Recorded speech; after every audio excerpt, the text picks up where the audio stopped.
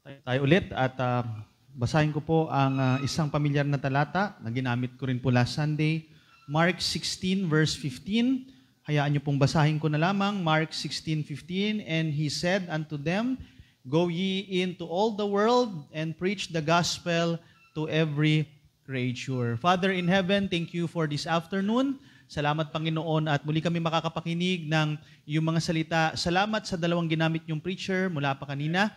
At alam ko po, Panginoon, na ang bawat binhi na naihahasik sa mga nakikinig, hindi po ito yung masasayang. Kaya pangunahan niyo po, Lord, ang huling bahagi ng aming pakikinig, pag-aaral ng iyong mga salita, itago niyo ako sa inyong likuran at ma-apply namin ang message na ito. Ito ang aming dalangin sa pangalan ng Panginoong Yesus. Amen. Makakaupo na ang bawat isa. Pagpapatuloy ko po yung aking binahagi nung nakaraang Sunday, into all the world. At ito pong ating pinag-aaralan, syempre related pa rin sa ating theme about mission. Gaya nga ng sinabi ni Spurgeon, you were not saved that you might go to heaven alone. You were saved that you might take others there with you. So yan po ang kalooban ng Panginoon, hindi lang tayo maligtas, isama din po natin ang iba. Kaya nga mahalaga po ang mission. Kaya sa atin naging pag-aaral noong nakaraan na naibahagi ko, let's look at number 1, the commission. Balikan ko lang po ng konti. Sabi po ng talata, Go ye into all the world. Huwag niyong kalilimutan that the word world, cosmos sa salitang Griego, isa po sa kahulugan po nito yung salitang o yung word na people or tao. Kaya nga doon sa John 3:16, yan po yung pagkakagamit ng salita na for God so loved the world. Kaya nga po, ang ating trabaho, by the way, lahat pala tayo ay mga missionary. Bagamat may mga nakikita tayong nagiging guest dito na mga foreign or local missionaries. Pero tayo mismo bilang mga believers, lahat po tayo ay missionary ng ating Panginoon. Kaya nga, trabaho po natin, letter A, evangelize the sinners. Ibahagi natin ang mabuting balita sa mga hindi mananampalataya. Yan po yung ating pinakamisyon. At syempre, kasunod din po niyan, pag ang isang tao ay naligtas na, naging mananampalataya, let's go to letter B. Yan naman po yung edify the saved. Palalakasin, patitibayin ang isang mananampalataya. Kaya nga sa mga churches, ay meron tayong tinatawag na discipleship. No? Para yan po ay tumibay, tumatag ang isang mananampalataya. At hindi lang yan, of course, letter C, pag-aaral natin noong nakaraan, is enable the saints. So ang isang mananampalataya, i-training din po na isang araw, siya din ay magbabahagi ng salita ng Diyos sa ibang tao, magiging mas effective na missionary, at yun nga po ang nakikita natin kung bakit ang church ng ating Panginoong Jesucristo ay naikalat po yan. Hanggang sa ngayon, may mga missionaries kasi dumaan po yan sa tinatawag na training. So, number 2 po, mga kapatid, na pag-aralan din natin nung nakaraan is may mga challenges din po. No? Gaya ng sinabi ng verse, Go ye into all the world. Kanina nakita natin yung word na world ay people or kumaga lahat ng tao. Pero meron din pong kahulugan yung word na cosmos. It has something to do dun sa corrupt na sistema ng daigdig po natin. Kaya nga, makikita natin na dyan sa mga talata na yan, for example, in 1 John 2:15, na sinasabi dyan, love not the world. Ang world po dyan ay it speaks about yung corrupt na sistema. Kaya nga as we fulfill the Great Commission, isa po sa mga asahan natin, makaka-encounter tayo ng mga hamon sa iba't ibang bahagi po o sa mga pupuntahan natin, sa mga babahaginan po natin, asahan natin na merong hamon na darating or kukontra sa atin pong ginagawang paghahayag ng katotohanan. Kaya nga, letter A, nung nakaraan, nire-recall lang po natin, satanic protestations. Of course, si Satan po, according sa 2 Corinthians 4:4, he is the God of this world. Siyang pinaka-Diyos ng bulok na sistemang ito, kaya asahan po natin na pipigilan niya tayo, hindi niya hahayaan na ang mabuting balita ay maikalat po natin sa iba't ibang lugar. And letter B ay several persecutions. Makakaranas din po tayo ng mga iba't ibang persecution sa iba't ibang lugar. Kaya nga sabi ng John 15:18, if the world hate you. Yes, ang daigdig po, ang korap na sistemang ito ng daigdig ay maiinis po, magagalit sa atin, kaya nga po tayo ay ipapersecute. Kaya nga nung nakaraan na i-share ko, di ba, ang mga believers po noong unang panahon, nakaranas sila ng mga political persecutions, religious persecutions, and even philosophical persecutions. Asahan po natin yan as we share the gospel, as we fulfill the Great Commission, meron pong persecution na mangyayari po sa atin. Huwag nating aasahan na lahat ng pupuntahan natin, papalakpakan tayo, kumbaga tatanggapin tayo. May magdi-deny, in fact, may mga hamak pa sa atin minsan dahil nga po tayo ay nasa teritoryo ng kaaway na nasa bulok na sistema ng daigdig po na ito. At hindi lang yan, letter C, isa pa po sa mga encounter natin ay yung spiritual perversions. Gaya nga ng nakalagay sa 2 John verse 7, for many deceivers are entered into the world. May mga magpa-pervert po ng katotohanan. May mga mandaraya, may mga deceivers. And isa po sa mga makikita natin na aktibo din po sa panahon natin ngayon, kasabay ng paghahayag ng mabuting balita, ay may naghahayag din po ng mga maling balita. At yan nga po, may mga, kumbaga may mga wolves in sheep clothing, nakakalat po yan sa iba't ibang lugar, nasa social media yan, minsan kasama natin sa eskwelahan, kasama natin sa opisina, na ginagamit ng kaaway para magturo ng kamalian.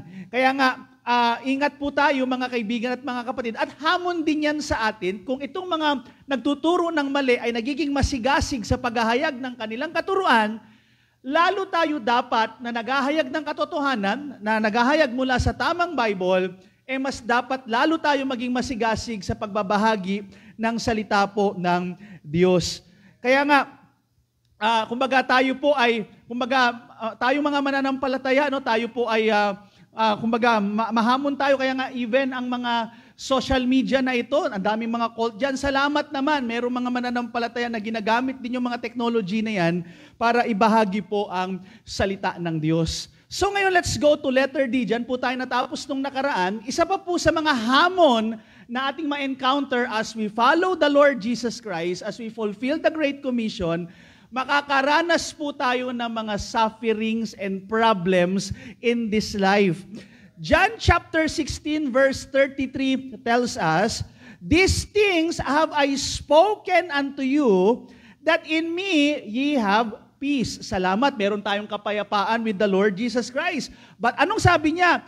In the world, sa daigdig na ito, ye shall have tribulation. Kaya nga, sa pagsunod natin sa ating Panginoon, huwag nating aasahan na hindi na tayo magkakaproblema. Magiging bahagi po yan, mga kaibigan at mga kapatid. Huwag niyo pong iisipin, mananampalataya na ako, save na ako, hindi na ako maghihirap financially. Walang ganong pangako. Ako'y mananampalataya na, ligtas na ako, hindi na ako magkakasakit in Jesus' name. Wala rin nung ganong pangako. Si Pablo nga na apostol, nagkaroon ng sakit Kaya nga, di ba, nanalangin siya sa Diyos at ang sabi sa kanya ng Panginoong Yesus, my grace is sufficient. So, makakaranas tayo, pwede kang magkaproblema, materially, pwede kang magkaroon ng karamdaman, pwedeng mamatay ang iyong asawa, o pwedeng ikaw ang mamatay, magkasakit. Kahit sino po, pwede tayo magkaroon ng mga trials, tribulation in this life, at part po yan ng hamon, ng pagsubok sa atin as we share the Word of God, mga kaibigan at mga kapatid. Kaya, huwag niyong isipin na, tama ba itong pinasok ko? Tama ba yung nagsishare ako ng Word of God? Alam niyo mga kaibigan at mga kapatid, huwag nating pagdududahan ang binigyan na ng Panginoon ng approval. Ibig sabihin po niya, kahit may karamdaman ka, kahit na may problema ka financially, may problema ka sa iyong katawan, still, gawin natin ang pagbabahagi ng salita ng Diyos kasi ito ang kalooban niya. Okay? Kaya nga po makikita natin sa buhay na ito, doon po sa 2 Corinthians 12:7, yan yung sinasabi ko kaninang talata, na even si Apostle Paul ay nagkaroon siya ng karamdaman, meron siyang thorn in the flesh, pero sabi nga ni God, sabi nga ni Christ sa kanya, my grace is sufficient. 1 Peter chapter 1 verse 7 tells us that the trial of your faith being much more precious than of gold that perisheth. Yes, may mga trials, May mga tribulations in this life. Pero part yan para subukin tayo, para hamunin tayo. Remember Job, sa banal na kasulatan, si Job ay isang tapat na lingkod ng Diyos. Araw-araw siya naghahandog, araw-araw niyang pinapanalangin ang kanyang mga anak, tapat siya sa paglilingkod sa Panginoon, pero nagkaroon siya ng pagsubok sa buhay dahil kinakailangan yun para mas mag-grow pa siya sa kanyang pananampalataya. Ganon din po sa atin. Kaya, alisin natin sa isip natin, oy, tapat ako sa church, hindi na ako magkakaproblema. Kaya nga, di ba, nabanggit ko noon, hindi porket pinadedicate mo yung sasakyan mo, hindi yan lulubog pag binaha. Huwag mo ring isipin na pinadedicate mo yung business mo, hindi ka malulugi. Pwede kang malugi pa rin. Huwag mong pagdudahan yung nag-dedicate, hindi naman kami Diyos eh. Diba? Uy, pambira, hindi yata makapangyarihan si Pastor Knight ha. Nalugi yung business ko, siya nag-pray. Wala, hindi nakadepende yan sa akin. O sino mang nag-dedicate nung anong meron pong business kayo, it is only by the grace of God. Tayo po, kung ano man yung meron sa atin, biyaya lang po yan ng Panginoon. Kaya nga sabi rin po ng isa pang talata, 1 Corinthians 10:13, there hath no temptation taken you, but such as is common to man. But God is faithful, will not suffer you to be tempted. Ito maganda, above that ye are able. Bakit? But with the temptation also, ang gagawin ni God, make a way to escape, that ye may able to bear it. Magtiwala ka lang sa Panginoon, manalig ka sa Kanya, tutulungan Kanya, paano ka makaatakas diyan po sa mga problema po na yan. Kaya nga, sabi po ng Matthew 5:14, tandaan niyo po ito, nasa madilim na daigdig tayo. May mga iba't ibang hamon, may mga spiritual darkness, may mga trials, temptations in this life. Pero bilang light of this world, let's continue shine, mga kaibigan at mga kapatid. Magpakita tayo ng magandang patotoo. Yes, kahit pala Kristiyano, pwedeng magkaroon ng pagsubok, magkaproblema, pero ang ipakita natin, magpatuloy lang tayo sa tulong ng Panginoon at ipagpatuloy natin na maging liwanag sa madilim na mundong ito. Panghuli po, the compensation. Alam niyo mga kapatid, ang kagandahan as we fulfill the Great Commission, hindi naman puro lugi, hindi naman puro problema. May mga blessing din. Kumbaga may sweldo rin, may kita din. Pero alisin nyo sa isip nyo yung kita, material. Baka yun ang iniisip nyo. Oy, magpapastor ako, magkakakotse ko. Magpapastor ako, pupunta akong Amerika. Hindi yun. Kung bibigyan ka ni Lord ng pahintulot na edi amen. Pero kung hindi, hindi yan ang pinaka-basis kasi. Alam nyo, dito po sa Matthew 13, verse 3, gamitin ko po itong parable na ito. And he spake many things unto them in parable, saying, behold, a sower went forth to sow. Verse 8. But other fell into good ground and brought forth fruit, some 100-fold, some 60-fold, some 30-fold. Then, sabi po ng verse 37, he answered and said unto them, he that soweth the good seed is the Son of Man. Verse 38, the field is the world. The good seed are the children of the kingdom, but the tares are the children of the wicked one. Alam niyo mga kapatid, sa paghahasik natin, di ba kung susubaybayan niyo yung parable of the sower, sa paghahayag niya no, ng sower, may mga napunta doon sa stony ground, may napunta doon sa thorny ground. Of course, yung nauna doon sa wayside, kinuha ng ibon, hindi tumubo. Pero wag niyong kalilimutan sa paghahasik niyo, hindi naman laging wayside. Hindi naman laging thorny. Hindi naman laging stony. Meron din palang good ground. At yan yung magiging tubo natin as we follow the Lord Jesus Christ na gawin po yung Great Commission. Kaya nga, letter A, unang-una po na makikita natin, pagsunod sa Panginoon, number 1, letter A, God's favor.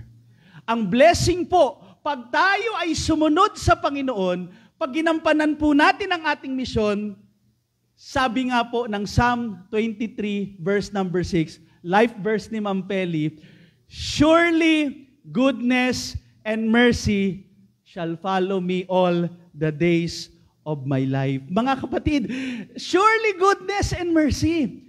Again, bibigyan tayo ng pagpapala ng Panginoon, pero huwag niyong kalilimutan, hindi lang naman material ang pagpapala. Basta, bahala na si Lord kung ano ibibigay niya sa atin na blessing. Basta itong mahalaga, may blessing. Pag tayo ay sumunod sa Kanya, pag tayo ay nag-surrender sa ating Panginoon, kaya nga, related din sa Matthew 6:33, but seek ye first the kingdom of God and His righteousness. Yung iba kasi doon na kagad sila sa all these things shall be added. Huwag niyong kalilimutan na you have to seek God's first and His kingdom and His righteousness, at pagkatapos pa niyan, yung all these things. Kasi gusto kagad ng tao all these things Hindi na nila hahanapin yung kalooban ng Panginoon. Kaya nga sabi rin po ng psalmist, I have been young, sa Psalm 37:25, I have been young and now I'm old. Pero sabi niya, I have not seen the righteous forsaken. Yes, ito ang blessing. Pag sumunod ka sa kalooban ng Panginoon, sa panawagan ng Panginoon, naglingkod ka sa Panginoon, doon niyo po ma-appreciate ang doktrina that God is our Jehovah Jireh. Pwede niyong pag-aralan yan sa Sunday school natin, pag-aralan yung pagiging Jehovah Jireh sa Bible school. Pwedeng alam mo ang theory, but you will appreciate yung application niyan pag sumunod ka na sa panawagan ng Panginoon. Doon mo makikita na God is our provider. He will provide yung mga needs po natin sa pang-araw-araw na buhay. At may favor po sa Kanya.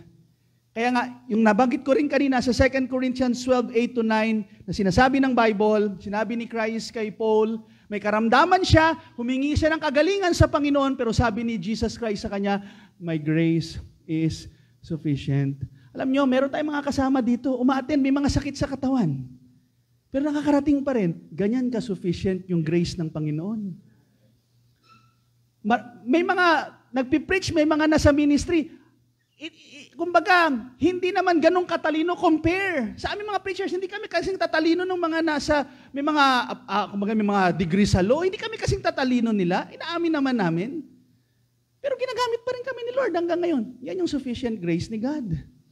Kaya nga pag sumunod ka sa Panginoon, yung favor ni God ay laging nandyan. At dun yung makikita na pag sumunod kayo sa Panginoon, maganda po na nakikita nyo ang sarili nyo, marami kayong pagkukulang. Dahil gaya nga ng sabi ko, ang hirap pag sumunod ka sa Panginoon, na ang isip mo para ka ng si Lucifer, nasa iyo na lahat. Remember Lucifer? Napakaganda ng itsura, napakatalino, perfect in beauty, full of wisdom. Without blemish, wala ka nang hahanapin sa kanya. Pero dahil doon sa kasapatan ni Lucifer, yun din ang naging daan ng kanyang kayabangan.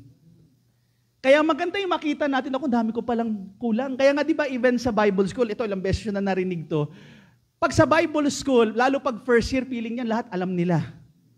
Yan yung mga, pagpasok pa lang, naalala ko nung first year ako, may classmate ako, anak ng pastor dalawang anak ng pastor, sila kagad nagdedebate kasi pag anak ng pastor, feeling magagaling yan No, talagang debate na, ang layo na kagad doon narating nila, yung buong systematic theology mo na pag-usapan na nila. Pero habang tumatagal, ayun, nakita dami pa pala naming hindi alam. At yun nga sabi, di ba, pag graduate mo sa Bible school, doon mo talaga makita, ay wala pa pala talaga akong alam. Ibig sabihin niya, kailangan mo pang magpatuloy na mag-improve, na naglilingkod sa Panginoon. Kasi mahirap pag dumating ka na sa punto, na sapat ka na, wala ka nang idadagdag sa sarili mo, yari na. Kailangan patuloy tayong umasa sa Panginoon, maging dependent sa Kanya, and doon po natin ma-appreciate that His grace is always sufficient. Number 2 po, ang blessing. Yung favor ni God. Hindi lang po yung kanyang provision but also His presence. Mga kapatid, never na ipinangako ng Diyos na hindi tayo magkakaproblema. Pero ang blessing po sa kanyang pangako, as we fulfill the Great Commission, hindi niya tayo iiwan. Sabi niya sa Matthew 28:20, I am with you always. Lagi natin siyang kasama. Yun ang kagandahan sa Kanya. Saan man tayo mapunta, saan man tayo dalhin ng Panginoon, kasama natin siya. Kaya, huwag niyong kalilimutan, yung sabi ng 13:5 din, I will never leave you, nor forsake you. At ang blessing pa, sabi ng 1 Peter 5:7, casting all your cares upon Him, for He careth for you. Ang kagandahan dahil kasama natin si Lord, Hindi niya tayo iniiwan at pinababayaan. Anumang suliranin na meron tayo, directly makakalapit tayo sa Kanya at masasabi natin sa Kanya mga problema natin.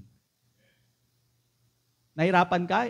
Hindi, kumbaga, may mga kamag-anak ka, may mahal sa buhay na hanggang ngayon, hindi pa rin nananampalataya kay Christ. Well, una sa lahat, hindi ikaw ang tagapagligtas.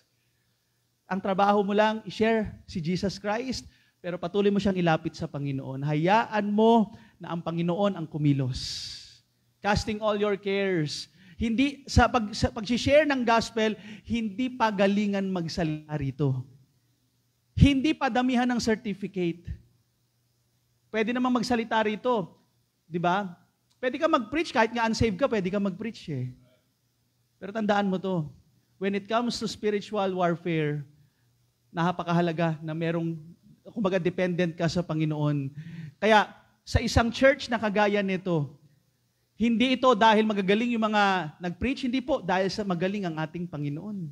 Hanggang ngayon, susurvive tayo. Hanggang ngayon, nagpapatuloy tayo dahil magaling ang ating. Kung magsisilip tayo ng mga errors, ang dami natin makikitang errors. Pero salamat, hindi tayo iniiwan ng Panginoon. Lagi natin siyang kasama. And of course, number 3, His purpose. Mga kapatid, laging may purpose ang Panginoon. Familiar tayo sa 8:28 ng Romans? Diba? We know that all things work together for good. Itong kagandahan, ano man ang nangyayari sa buhay natin, laging may good. Laging may purpose ang Panginoon. Hindi man natin maipaliwanag lahat sa ating paglilingkod sa Panginoon. Bakit ganito? Bakit ganon? Marami tayong hindi kayang ipaliwanag.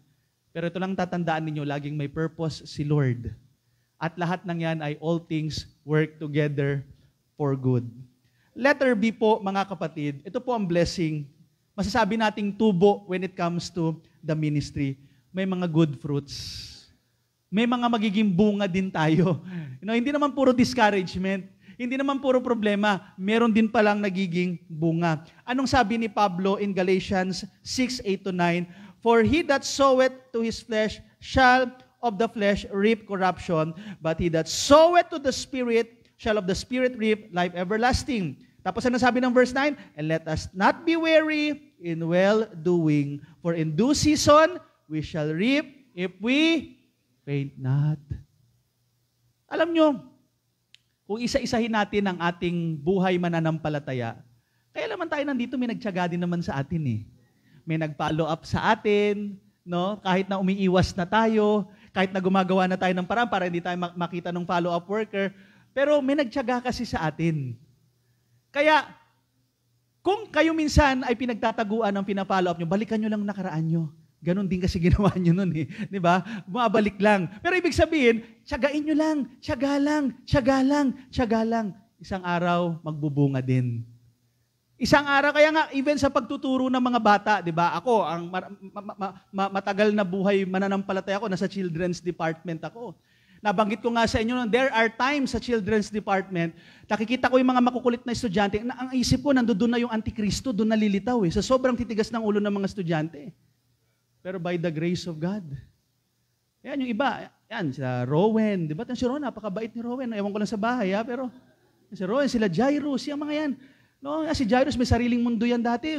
Tutupid, drawing lang yan. Di ko nga akalain magiging ganyan yan eh. Yan yung bunga ng paglilingkod sa Panginoon. Next po. Ano pa? Kaya nga dito makikita natin sa ministry ni Paul in Romans 16:5. Ano sabi ni Paul? Meron siyang binanggit ito. Salute my beloved Epaphroditus, sabi niya, who is the first fruit. Meron siyang binanggit na unang bunga doon po sa Achaia. Doon naman sa 1 Timothy chapter 1 verse 2, sabi niya, unto Timothy, my own son in the faith. Sabi naman sa 3 John verse 4, I have no greater joy, sabi ni John, to hear that my children walk in truth. Ito yung nagiging bunga, may nagiging anak sa pananampalataya.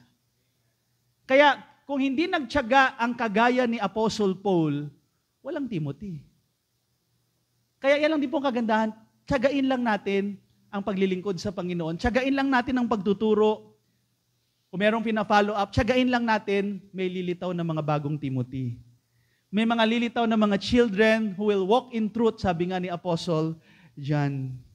At hindi lang yan, panghuli po, letter C, godly fellow servants. Alam niyo itong kagandahan, pag naglilingkod ka sa Panginoon, hindi niya rin hahayaan na mag-isa ka lang sa paglilingkod.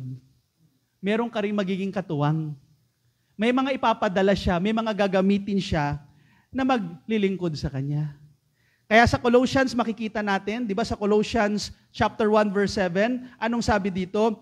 And ye also learn of Epaphras, anong sabi ni Paul? Our dear fellow servant.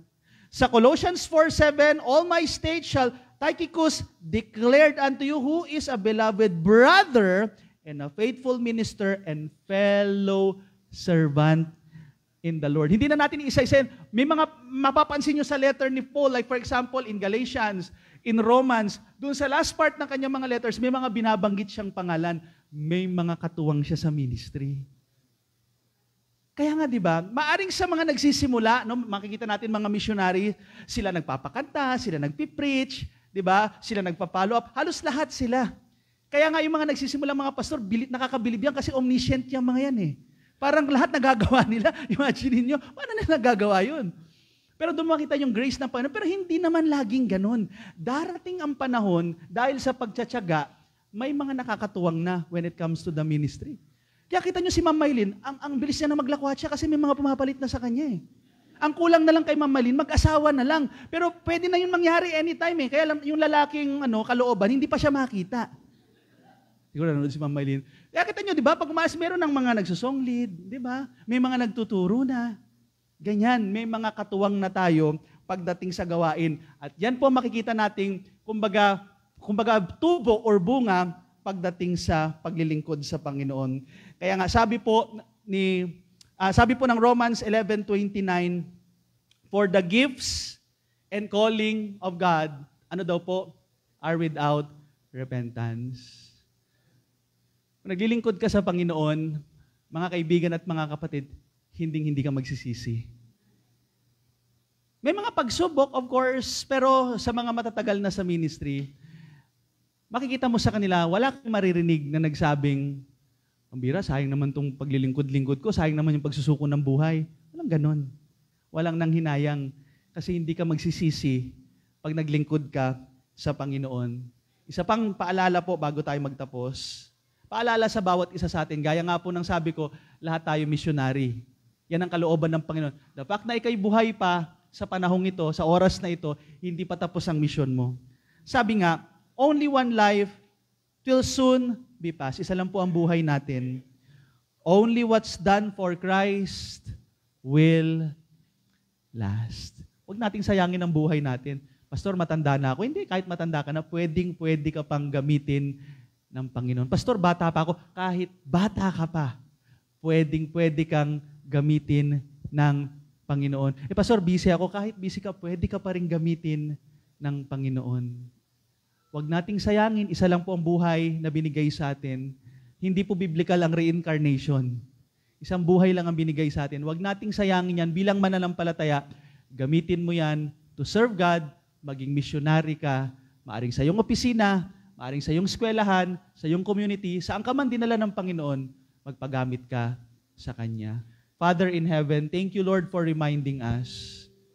Salamat po sa paalala, sabi ng iyong salita, go ye and preach the gospel to every creature.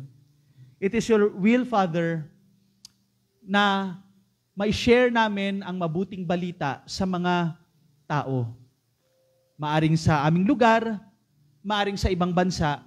Kaya nga may mga missionaries na ginagamit nyo. Hindi man kami makapunta sa ibang lugar, pero sa aming suporta sa kanila, ay nakakarating na rin ang gawain sa iba't ibang dako ng mundo. Pero as we go into all the world, ma-encounter din namin yung bulok na sistema ng daigdig na ito. At kasama dyan yung mga nagtuturo ng mga mali. Pero trabaho po namin na ituro ang katotohanan. Kung yun nga mga nagtuturo ng mali, ay hindi nila kinahihiya ang kanilang ginagawa. How much more kami na alam namin na ang Bible ay nagtuturo ng tunay na ebanghelyo. Buhay ang aming Panginoong Jesucristo. At nasa Bible ang kaligtasan na amin pong sinasampalatayanan. Huwag naming ikahiya ang pangangaral ng iyong mga salita. At salamat din ang pangako ng Bible, pag kami ay maglilingkod sa iyo, kung kami ay magmimisyon, saan man kami tawagin, hindi pala ito masasayang. May magiging bunga merong mga lilitaw isang araw na papalit or makakatuwang namin sa ministry. At isang katuwaan ang makita na yung mga natuturuan before ay naglilingkod na ngayon sa Panginoon. Kaya basbasan yung Panginoon ang aming church. Yes, meron po kami mga nagiging bisita. Salamat, nagiging bahagi ang Faith Baptist Church to support different missionaries, local and foreign. Pero individually sa church na ito, lagi nyo pong paalala, yung maging mindset po namin gaya ng preaching kanina, lahat kami ay missionary. Hindi lang kami takapagbigay ng pera, kami mismo ay pwede mong gamitin para maituro ang mabuting balita sa mga tao sa paligid po namin. Lord, mabilis lang ang buhay. Anytime pwede kaming mawala sa mundong ito. Parang yung mga nababalitaan namin, isang araw wala na sila. At maaring darating ang panahon, kami din, Panginoon. Kasi nga, ang buhay namin ay parang singaw lang. Lilitaw ngayon at mawawala na mamaya. Kaya bago kami mawala, bago nyo kami pauwiin sa tunay naming tahanan, kapiling mo, lagi nyo po kaming gamitin, paalalahanan na magpagamit sa iyo. Gampanan po namin ang aming trabaho bilang mga misyonaryo saan man kami naroroon. Maraming salamat, Ama. Ito ang aming dalangin sa pangalan ng Panginoong Yesus. Amen.